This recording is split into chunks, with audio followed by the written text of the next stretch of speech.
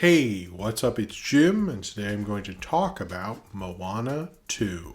Before this movie came out, I sort of always knew that this was at a pretty bad disadvantage because following the original Moana is a tall order, not just because of its popularity and how huge it is and all that stuff.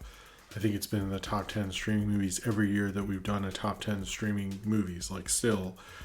Made a lot of money, its merch is still selling, all that stuff. But then the other thing is that this is following a movie directed by Ron Clements and John Musker. And I don't think I would I think that's hard for anybody to follow up those two who directed half of the better part of the Disney Renaissance.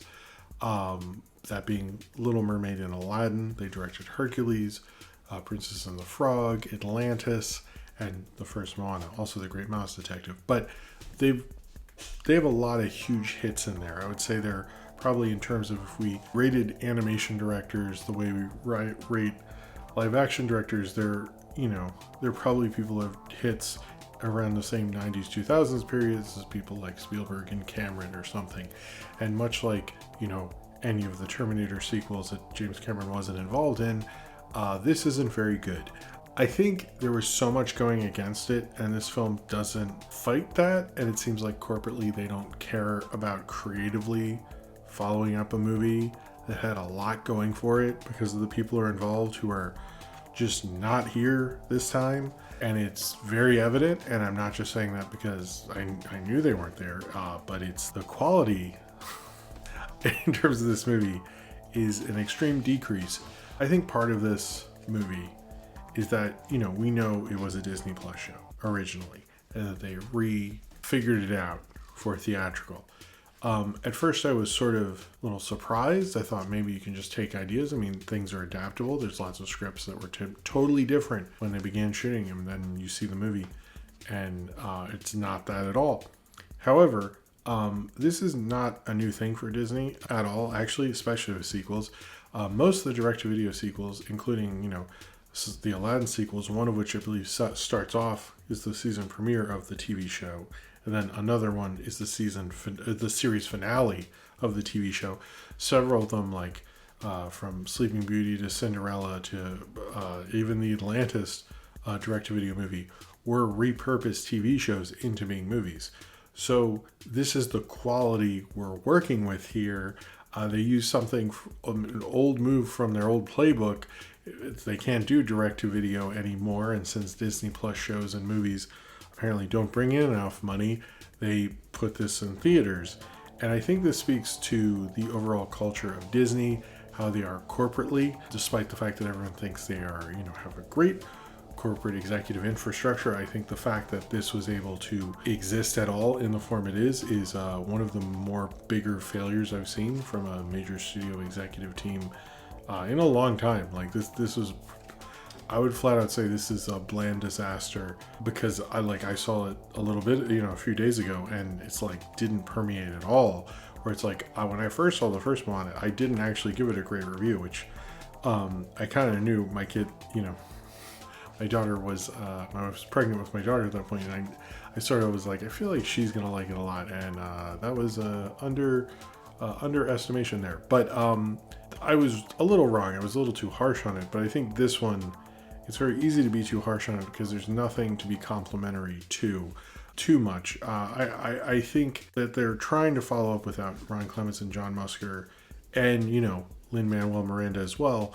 And then, doing something like making this movie in the way they made, Return of Jafar and stuff is not a vote of confidence in my mind. It takes me back to when Disney would make shit I would buy at the grocery store. It reminds me of seeing their movies on, the lower shelf in Blockbuster. Oh, the memories of the subpar crap that they would throw at us. And we would just be like, oh, this is wonderful. Which, in a sense, that's sort of what happened. Now, this is about Moana has to, she's a wayfinder, also lead person of the tribe. So she goes off and she realizes that she needs to find this one island that will bring everyone together somehow. She has to find Maui. She also has to make a team of people because sequels need more characters. One of these screenwriters learned when they were writing, or the company wanted more characters or something. I don't know. But they have more characters in this. Cool. And they're all not as memorable. But they're there and they're on a journey and they find Maui. And then you're interested in the movie. And then, you know, they solve the island problem again. Like this movie is pretty disappointing. But look, I get that a lot of people are gonna have a lot of great memories of this. It came out Thanksgiving weekend. If it was like the last movie you saw with a relative, if Uncle Biff made a funny joke when he was buying popcorn. Me personally, this is the first movie my son watched, and he didn't make us leave several times to go to the bathroom or just leave the theater because he's 3. So that it will have a special place in my heart, or I'll just remember he did that during a disappointing movie. But I think I really do think that, like, while I was watching it, I was like, what the fuck is this? It was like, I don't know. The character thing is one of those things that's like, just, I remember when I saw Ghostbusters Frozen Empire and they cut to like, towards the end, they cut to like every person who's there, which is like every living Ghostbuster person, all the new Ghostbuster people from the last one, like all these people, and they kept cutting to people. And like they could have thrown like anybody in there because they cut to so many people. By the end, it was like, wait, all these people are here right now? Like, I was like, too many characters. And it like honestly felt like parody.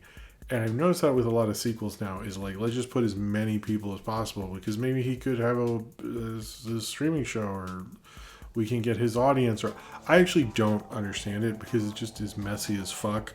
And it like doesn't make for good storytelling. It's typically in these, there's like one story I am actually interested in, which I think is the Moana and Maui thing. Like when they're together, it feels like you forget about all of them. There's like 3 people with them from her island that she brings on. One is a lady who can build ships. So it's like, okay, that makes sense.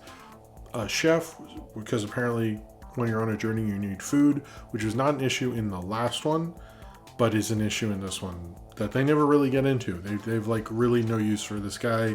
There's never a part where they're like, oh man, we need to catch a fish to eat, or like anything. I don't know if that was cut out of the show and they didn't want to cut this guy's diet. I really don't understand him. And then there's another guy who like records history and is a big Maui fanboy.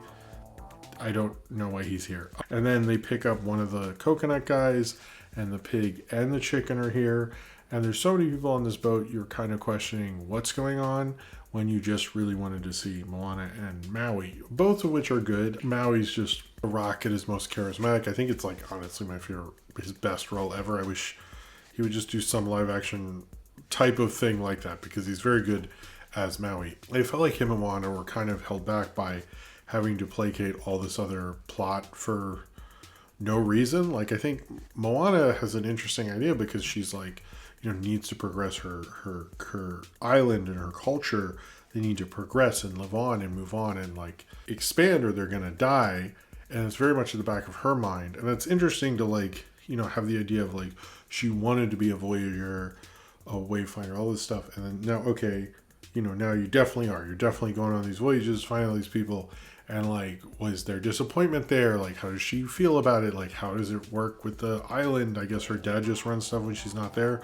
Like I wish it had gotten more into that because that's like, who is she as a character at this point? Like, what is she doing? And Maui is just like, also just there. It's sort of like Han Solo in Force Awakens. You're like, haven't you changed over this time? Like, couldn't it have been, it just feels like we're just back right where we left off. And I think that ends up for a weaker narrative. I'm more of like, you know, when you see Creed, you see Stallone and Rocky feels like he's, you know, evolved since the last time you saw him in Rocky Balboa or something.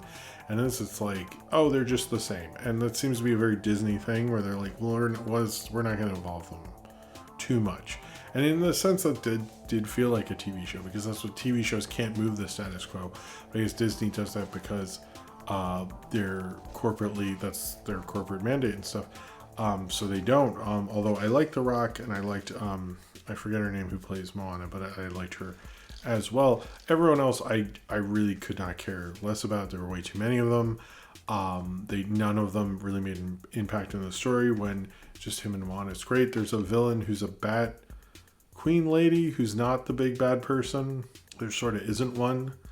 They just attack an island, which okay. I don't know. Everything about the ending and that just felt very like tacked on. I mean, there's certain aspects of the original Moana, like it very much just rips off the end of Star Wars with Maui coming in at the last minute, like he's Han Solo and stuff. But in this, it's like if I had felt like that ending was, very paint by numbers, doing the big, set piece thing. This is like, copying a copy at this point, just, and it's so weird because like you look at the Frozen sequels and they very much like advance like, okay, well, this is what it's like post Elsa has, come out with her ice powers and all this stuff.